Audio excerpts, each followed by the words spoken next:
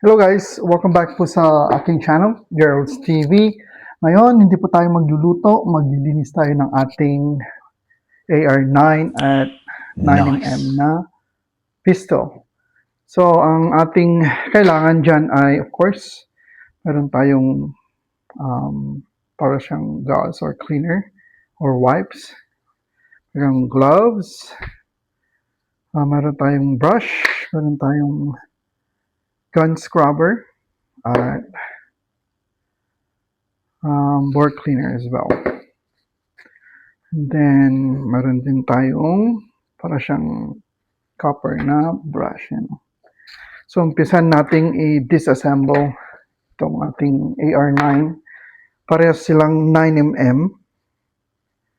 So, simple lang po ang pag-disassemble. Para hindi marumihan ang ating kamay, ay gumamit ng gloves.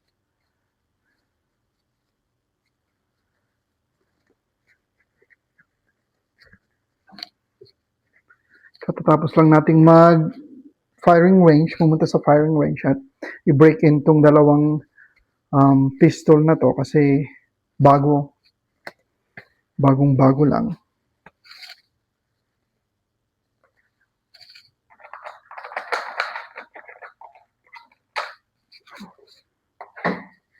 So, ito yung ating Freedom Ordinance na kabibili lang natin, I think, couple months ago. So, we did put, let's say, 200 rounds sa firing range. And last time, same thing. So, marumi siya. Kailangan nating linisan. At first step is, kung napanood nyo yung video, of course, follow nyo yung aking YouTube channel, Gerald's TV at Las Vegas Motor Speed. Huwag kalimutang mag-subscribe. Click lang yung subscribe button at notification bell para ma-notify kayo sa aking latest vlog. Follow nyo sa Facebook as well, Gerald Cruz Samson, at Instagram, which is gsamson24. So, let's just make it sure na walang laman. Empty po yung chamber. Ayan. At kailangan natin ng microfiber later on. At ngayon, lilinisan natin. So, meron siyang dalawang pin, which is here. Tsaka dito. So, ipop lang natin yan. Tusukin natin ng ball pen. Kasi madali lang naman.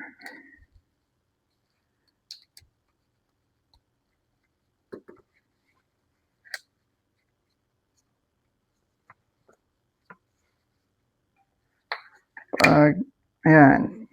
I-detach lang natin. So, ito yung tinatawag na upper receiver at saka lower receiver. So, bali ang una kong linilinisan is yung upper receiver kasi andun yung bolt niya or yung charging bolt niya at firing pin tapos yung charging handle. So, itabi muna natin to. Tapos, ito yung kanyang charging bolt, charging handle. Tapos, papakita ko sa iyo yung charging pin later on. So, ang pagtanggal nito is pwede silang sabay actually. So, marumi siya. Napakarumi, daming pulbura. And then, look at the inside of the upper receiver. It's dirty. Tapos ito yung ating charging bolt. Tanggalin natin yung firing pin. So pagtanggal ng firing pin ay dahan-dahan lang kasi may spring. I learned that. Sa AR-15 ko, wala siyang spring. Sa AR-9 lang. So, dahan-dahan lang nating tanggalin.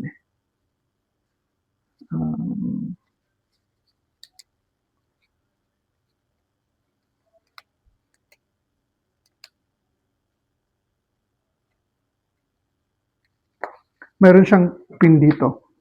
So, diyan ang dating tanggal. Yan ang ating tatanggalin.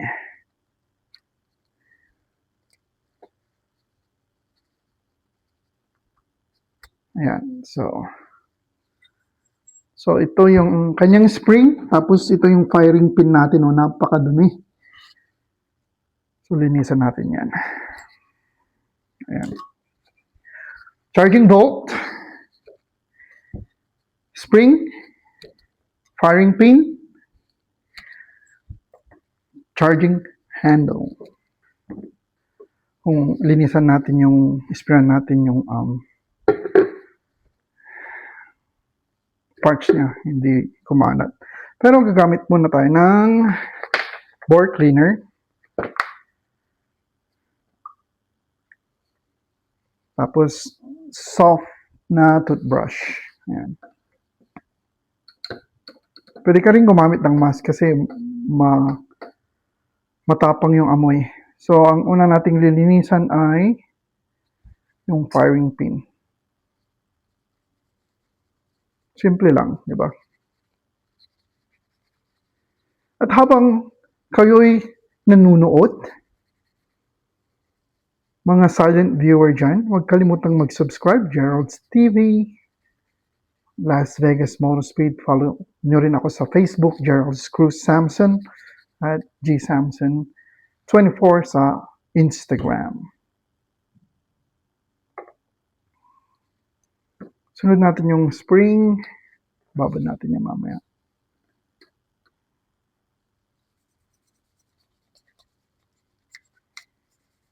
Brush muna natin.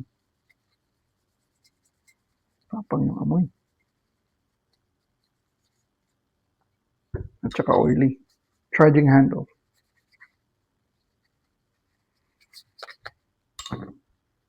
Simple lang po ang paglinis ng AR9. Basta alam niyo yung anong parts na babaklasin mo, tapos alam mo rin ibabalik. Kasi pag di mo alam mo lang magtanggal, hindi mo alam magbalik, it's a big problem. Ayan, so na-brush na natin. Spray natin ng scrubber. Lumipad tungong kalawakan. Mic test. 1, 2. Ayan, so lagay lang natin dito. Gamit din pala kayo ng or eyeglass or sunglass or eye protector. Just in case na mas tumilansik yung chemical sa mata nyo. That's not good.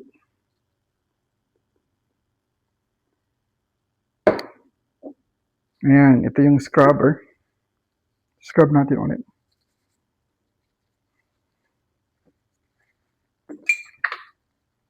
Baho.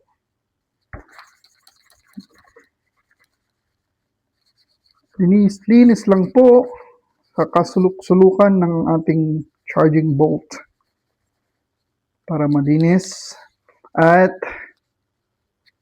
ready ulit for the next round, next firing day. Ito lang po yung ginagawa namin pag day off namin or vacant time namin ng magpinsan. Nagpa-firing lang kami, pampatanggal stress at how you call this, liwaliw sa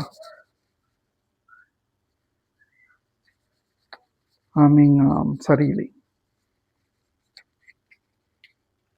Shoutout kayo dyan, mga subscribers and viewers.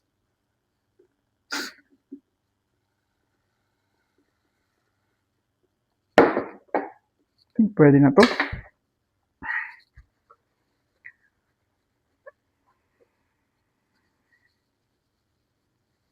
Ayan, malinis na. Gamit tayo ng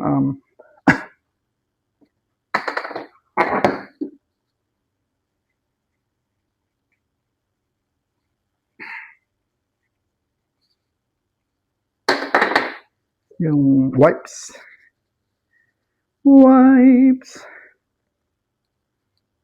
Para siyang gauze.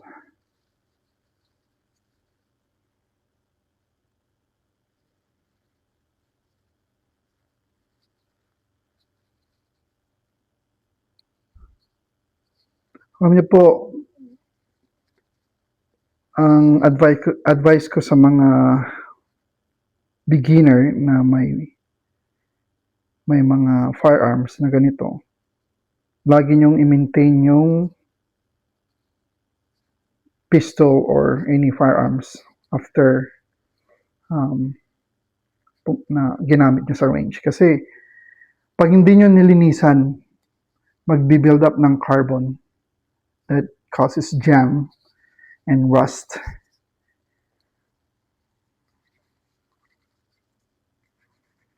Nakakasira yan sa performance ng firearms nyo. Kaya, pag bumili ka nito, marunong kang mag-maintain, marunong kang mag-backlash. Siyempre, aralin mo yan. At mayroon namang YouTube, di ba? So, ayan, malinis na ang ating charging bolt. Ayun, no? Linis na. Malinis na naman. I-oil natin mamaya yan. Ayan.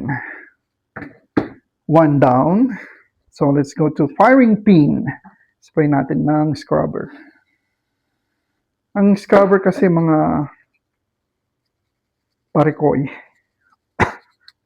ay nagtatanggal ng grease, rust, any dirt or grimes na pumasok sa bolt. Charging bolt. Charging bolt at saka firing pin, isa yung kanyang bahay. It's one parts. Ayan, so malinis na to. Spray natin para masatisfy ang ating viewers.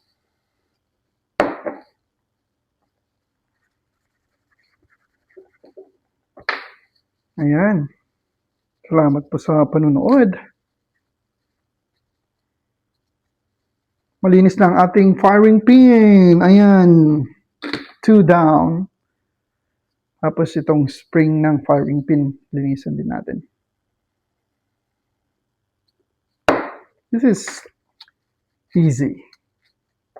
Kasi pag papalinis mo sa gun shop or gun dealership, they're gonna charge you like what? $6.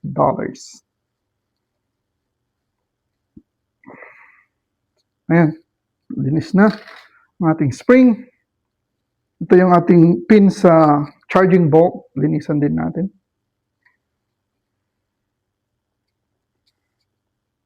Dapat lahat malinis. Para suwabe ang kanyang putok. Alright, so next one is gonna be the charging handle. Simple lang to, boy.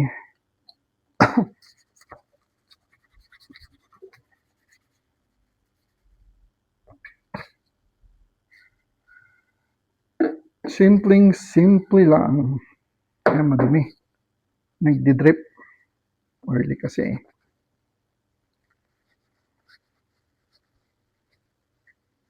Ayan, malinis na naman ang ating charging handle. Ayan. Oil-free. Ayan. Alright. So, alright. Next one is yung ating upper receiver. So, ang upper receiver, ang una kong nililinisan is yung bore or yung barrel. So, ang gagawin natin ay gamit tayo ulit ng wipes. Tupiin natin ng ganito. Tapos, pasok natin sa butas.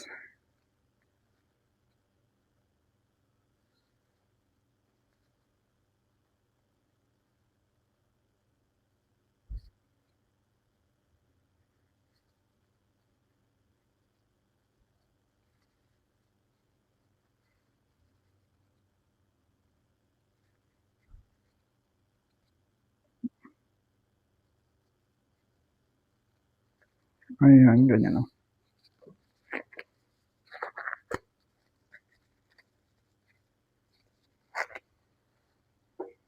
Tapos, spray natin ito. Of course, spray din natin yung ating barrel. Para malinisan, di ba?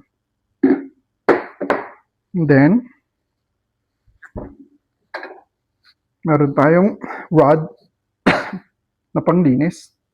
So, pwede mo siyang palitan ng kanyang tip. Later on, we're gonna use this copper brush. Pasok natin. Ayan, ganyan lang. Simple lang. Ganyan siya karumi. Ayan o, kita nyo yan? Kita nyo? Kita nyo? Ang dumi-dumi.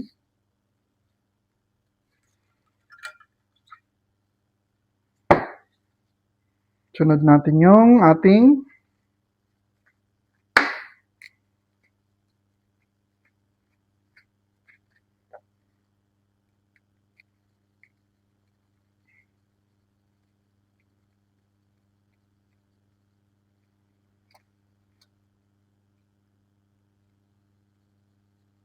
copper brush. Naipit. Ayan.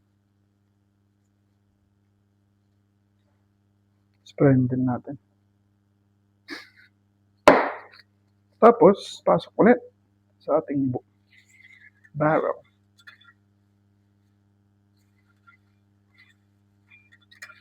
Perfect.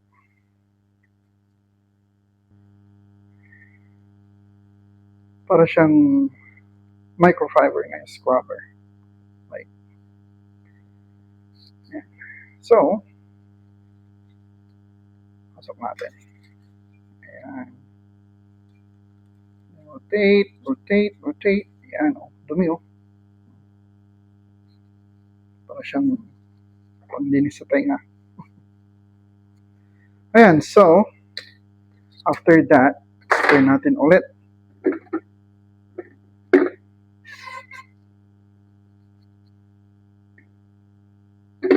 Tapos, spray natin yung rope din dito. Dumi. Napakadumi. Brush natin.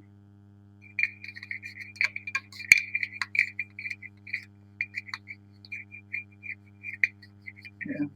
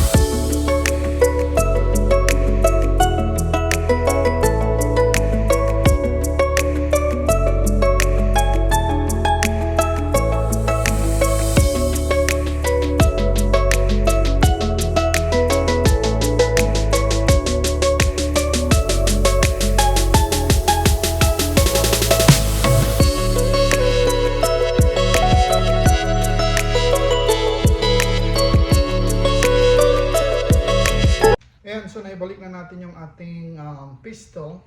At medyo challenging siya kasi first time ko. Pero alam ko na. So, nahirapan ako dun sa pagbalik ng ating upper receiver tapos yung kanyang lock dito. Pero easy lang pala. It's not that hard. Ayan, so malinis na naman. So ang gawin natin, oil na lang natin, diba?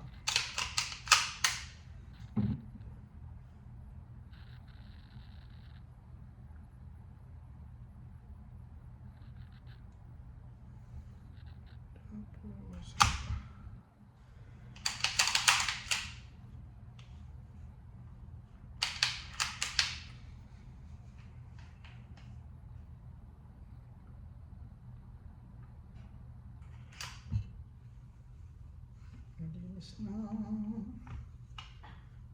ating